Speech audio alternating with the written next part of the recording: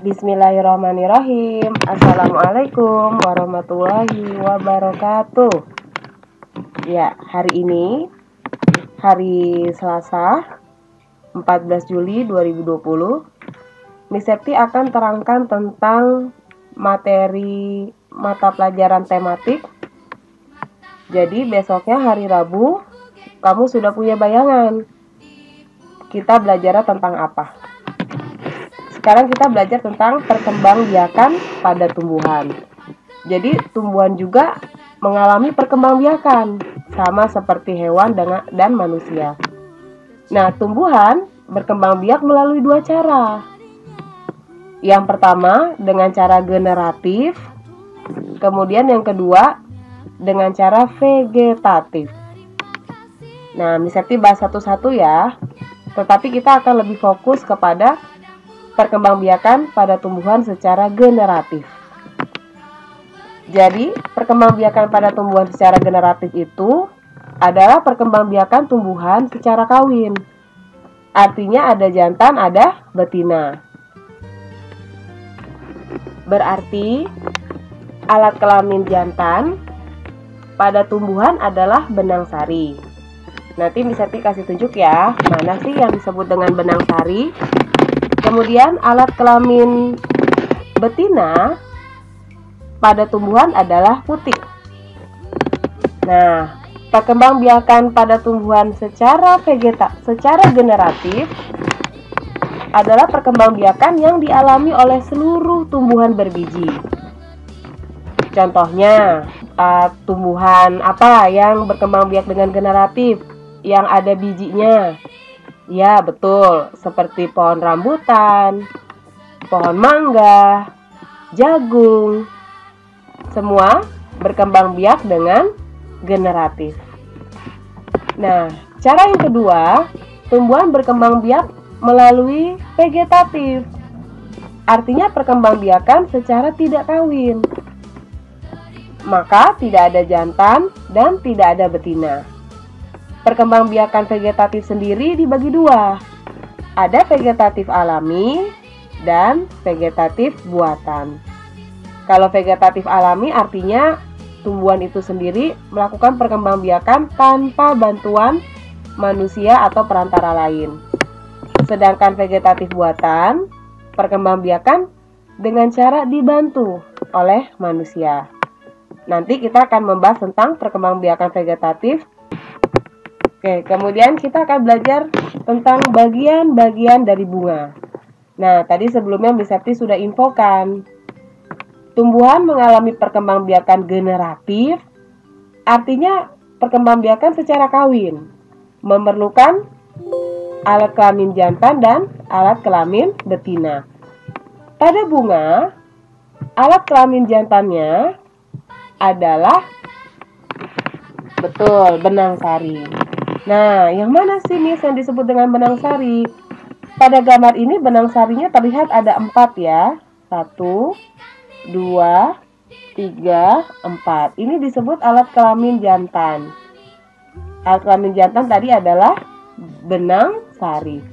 Benang sari sendiri memiliki berapa bagian? Memiliki beberapa bagian. Kita mulai dari sini. Ini adalah kepala sari. Kemudian yang ini adalah tangkai sari. Nah, kepala sari dan tangkai sari kita sebut benang sari. Jadi, benang sari terdiri dari dua bagian, kepala sari dan tangkai sari. Sekarang kita akan menuju ke alat kelamin betina. Alat kelamin betina disebut putik. Putik adalah alat kelamin betina. Mana yang disebut dengan putik? Nih, putik yang tengah ini nih. Putik sendiri terdiri dari beberapa bagian. Nah, seperti kamu lihat, ini adalah kepala putik. Kemudian ini adalah tangkai putik. Sebenarnya ada satu nih gambarnya lagi. Di sini adalah dasar putik. kepala putih, tangkai putih, dan dasar putih kita sebut dengan putik. Maka ini putik adalah alat kelamin betina. Kemudian yang berwarna cerah ini, biasanya di bunga ada yang berwarna pink, ada yang berwarna merah, ada yang berwarna ungu. Nah, ini disebut dengan mahkota. Kemudian yang ada di bagian bawah nih, ini melindungi bunga ketika masih kuncup. Warnanya hijau. Nah, ini disebut dengan kelopak. Kemudian di sini ada bakal biji. Jadi, bakal biji ini gunanya melindungi biji dan menjadi tempat pertemuan sel-sel telur yang sudah dibuahi oleh serbuk sari, yang pastinya diawali dengan penyerbukan. Kemudian yang bagian bawah ini disebut dengan tangkai bunga. Ayo, mari kita lihat fungsi masing-masing dari bagian bunga. Mulai dari bagian bawah dulu ya. Ini adalah tangkai bunga. Jadi tangkai bunga itu gunanya untuk apa? Betul, menopang bunga dan menghubungkan dengan bagian tumbuhan lainnya. Jadi tangkai bunga ini gunanya untuk menopang serta menghubungkan dengan bagian tumbuhan lainnya. Kemudian ini adalah dasar bunga. Nah, dasar bunga ini tempat melekatnya mahkota bunga.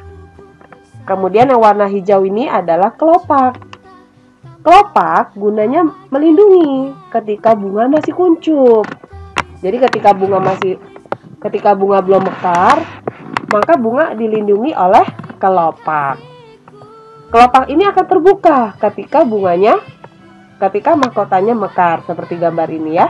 Di sini kelihatan ya, kelopaknya terbuka ya saat mahkotanya mekar. Kemudian mahkota. Nah, yang Miss Septi sebutkan sebelumnya, mahkota ini berwarna macam-macam. Ada yang pink, ada yang ungu, dan sebagainya. Gunanya apa? Allah ciptakan mahkota berwarna-warni seperti itu, gunanya untuk menarik serangga. Nah, serangga tadi dimanfaatkan bunga untuk penyerbukan.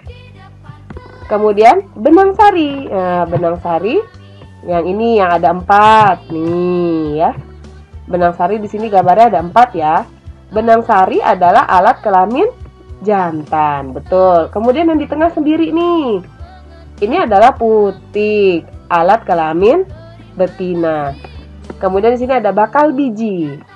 Gunanya melindungi dan menjadi tempat pertemuan sel telur yang sudah dibuahi oleh serbuk sari. Kemudian kita akan mempelajari tentang apa perbedaan antara perkembangbiakan generatif dan vegetatif. Miss Septi ulang lagi ya, generatif itu perkembangbiakan secara kawin. Artinya dia butuh alat kelamin jantan dan alat kelamin betina. Kalau vegetatif, perkembangbiakan tumbuhan tanpa kawin. Artinya dia tidak memerlukan alat kelamin jantan dan alat kelamin betina. Mari kita lihat perbedaannya. Generatif, perkembangbiakannya didahului oleh proses penyerbukan. Jadi penyerbukan itu seperti ini nah. Jatuhnya benang sari. Kamu pernah pegang benang sari yang bentuknya seperti butiran kecil tuh pada bunga? Nah, itu benang sari ya. Jatuhnya benang sari di atas kepala putik. Nah, itu arti dari penyerbukan. Sedangkan perkembangbiakan vegetatif tidak ada proses penyerbukan. Kenapa? Karena vegetatif sendiri kan tidak punya alat kelamin jantan dan tidak punya alat kelamin betina, ya kan? Maka tidak terjadi penyerbukan. Perbedaan kedua, pada perkembangbiakan generatif itu dialami oleh tumbuhan berbiji. Semua tumbuhan berbiji punya alat kelamin jantan dan betina. Sedangkan perkembangbiakan vegetatif dialami oleh tumbuhan tidak berbiji dan tumbuhan berbiji. Perbedaan ketiga, tumbuhan baru pada generatif berasal dari bunga. yang mengalami penyerbukan kemudian menghasilkan biji. Kalau vegetatif, tumbuhan baru terbentuk dari pertumbuhan ataupun perkembangan dari bagian tubuh tertentu dari induk tanaman. Contoh, misalkan vegetatifnya adalah stek. Stek itu adalah cara perkembangbiakan tumbuhan dengan cara memotong batangnya, memotong batang tumbuhan induk, kemudian ditanam di tempat yang lahan baru. Nah, nanti akan menjadi tumbuhan baru. Artinya, tumbuhan baru berasal dari bagian tubuh induknya. Ya. Perbedaan yang keempat, pada generatif, penyerbukan dapat terjadi secara alami dan bisa juga dengan bantuan manusia. Artinya harus ada pertemuan antara benang sari dan kepala putik. Nah, kalau vegetatif bisa juga secara alami dan buatan oleh manusia. Kalau yang secara alami, contoh perkembangbiakan vegetatif tumbuhan secara alami adalah umbi lapis. Itu pada bawang merah, pada bawang putih. Sedangkan vegetatif buatan pada tumbuhan contohnya tadi stek batang, yaitu batang tumbuhan induk kamu potong, lalu kamu tanam di tempat tanah yang terpisah. Nanti jadi deh tumbuhan yang baru. Nah, perbedaan kelima antara generatif dengan vegetatif. Kalau generatif, alat perkembangbiakannya adalah bunga. Iya, karena di bunga ada putik dan ada benang sari. Betul, kalau putik tadi alat kelamin betina. Sedangkan benang sari adalah alat kelamin jantan. Lalu pada vegetatif, alat perkembangbiakannya berasal dari bagian tubuh tertentu. Contohnya, seperti singkong. Itu berasal dari batang tumbuhan induknya. Yaitu batangnya dipotong kemudian ditanam. Nah, kita akan belajar jenis-jenis penyerbukan. Sebelumnya Miss Septi sudah terangkan. Penyerbukan adalah jatuhnya benang sari yang bentuknya butiran kecil yang adanya di bunga. Jatuhnya benang sari ke kepala putik. Nah, sehingga terjadi proses pembuahan. Setelah terjadi proses pembuahan, nanti akan menghasilkan biji. Nah, biji sendiri. Biji tersebut akan menjadi tumbuhan baru. Nah, setelah terjadi pembuahan, bunga akan menjadi layu dan gugur. Nah, penyerbukan sendiri berdasarkan asal serbuk sari itu dibagi 4. Ada penyerbukan sendiri, ada penyerbukan tetangga, yang ketiga penyerbukan silang, yang keempat penyerbukan bastar. Yang pertama, penyerbukan sendiri. Artinya adalah jatuhnya serbuk sari ke kepala putik bunga itu sendiri. Jadi, dalam satu bunga, serbuk sari jatuh di atas kepala putik itu sendiri. Jadi, bunganya satu. Begitu ya. Yang kedua, penyerbukan tetangga. Serbuk sari jatuh ke kepala putik bunga yang lain, tapi masih dalam satu pohon. Kebayang ya nak? Dalam satu pohon misalkan ada 2 bunga. Nah, serbuk sari itu yang jatuh di atas kepala putik bunga lain, tapi masih dalam satu pohon. Yang ketiga, penyerbukan silang. Serbuk sari jatuh di atas kepala putik. Nah, pohonnya sudah beda. Pohonnya sudah berbeda. Jadi ada 2 pohon. Namun pohonnya masih dalam satu spesies. Pohonnya masih dalam satu jenis. Contohnya, misalkan bunga yang satu berasal dari mangga golek. Kemudian bunga yang kedua juga berasal dari mangga golek. hanya pohonnya saja yang berbeda. Begitu ya. Nah, yang keempat, penyerbukan Bastar. Penyerbukan ini terjadi saat serbuk sari jatuh di atas kepala Putih. Sudah beda pohon dan beda spesies. Contohnya, serbuk sari bunga yang pertama berasal dari mangga golek, kemudian Putih yang bunga kedua berasal dari mangga harum manis. Beda spesies ya, seperti itu. Nah, kita akan belajar tentang ASEAN. ASEAN itu adalah suatu singkatan. Jadi kepanjangannya adalah Association of Southeast Asian Nations. Artinya adalah kumpulan atau perhimpunan bangsa-bangsa Asia Tenggara. ASEAN sendiri didirikan di kota Bangkok. Ya, Bangkok adalah ibu kota dari Thailand. Tanggal berapa ASEAN didirikan? Betul, tanggal 8 Agustus 1967. Kira-kira ASEAN ada tujuannya nggak didirikan? Pastinya ada ya. Nih, tujuan ASEAN didirikan adalah mempercepat pertumbuhan ekonomi, memajukan kehidupan sosial, serta mengembangkan kebudayaan. Jadi itu tujuan didirikannya ASEAN. Ternyata yang mendirikan ASEAN itu ada 5 negara, termasuk Indonesia. Siapa saja 5 negara pendiri ASEAN? Ada Indonesia yang diwakili oleh Adam Malik. Kemudian ada Malaysia diwakili oleh Abdul Razak. Kemudian ada Filipina diwakili oleh Narciso Ramos. Yang keempat ada negara Singapura diwakili oleh Sinnathamby Rajaratnam. Yang terakhir, pendiri ASEAN adalah Thailand, diwakili oleh Panat Koman.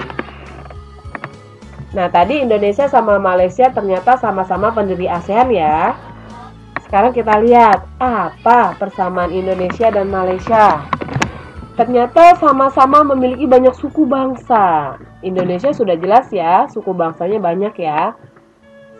Serta sama-sama memiliki banyak bahasa. Kemudian toleransi beragamanya sangat bagus. Baik Indonesia maupun Malaysia sama-sama menghormati beraneka ragam agama. Kemudian apa perbedaan antara Indonesia sama Malaysia? Nah, kalau Indonesia berbentuk republik. Oleh karena itu, kepala negaranya adalah presiden. Indonesia dikepalai oleh presiden. Nah, kalau Malaysia bentuknya berupa kerajaan. Oleh karena itu, Malaysia dikepalai oleh raja. Nah, beda lagi yang kedua nih. Indonesia negara kepulauan. Indonesia banyak sekali ya pulaunya ya. Sedangkan Malaysia bukan negara kepulauan. Yang ketiga, perbedaannya lagi. Indonesia berbentuk kesatuan. Sedangkan Malaysia adalah negara federal. Nih, ini adalah lambang ASEAN yang baru. Kita lihat ya artinya. Nah, di sini ada warna dasar ASEAN warna merah. Apa artinya? Ini menandakan bahwa keberanian membentuk semangat perjuangan agar mencapai visi dan misi. Jadi ingat, warna merah itu artinya keberanian. Kemudian ada warna biru. Nih, warna biru ya. Ini artinya adalah perdamaian dan keamanan. Jadi warna biru artinya damai dan aman. Lalu ada warna kuning. Terlihat jelas di sini ada warna kuning. Artinya adalah kemakmuran dan kesejahteraan. Ini seperti menandakan warna padi ya, kemakmuran dan kesejahteraan. Lalu di sini ada warna putih. Putih menandakan kesucian dan memiliki bentuk lingkaran, artinya melengkapi setiap bentuk lambang yang lain. Selain arti warna, ASEAN juga memiliki arti dari segi bentuk. Kalau kamu perhatikan, di sini ASEAN memiliki lambang berupa 2 lingkaran. Ada yang lingkaran berwarna biru, ada yang berwarna putih. Arti lingkaran sendiri menunjukkan adanya persatuan antara negara-negara anggota ASEAN.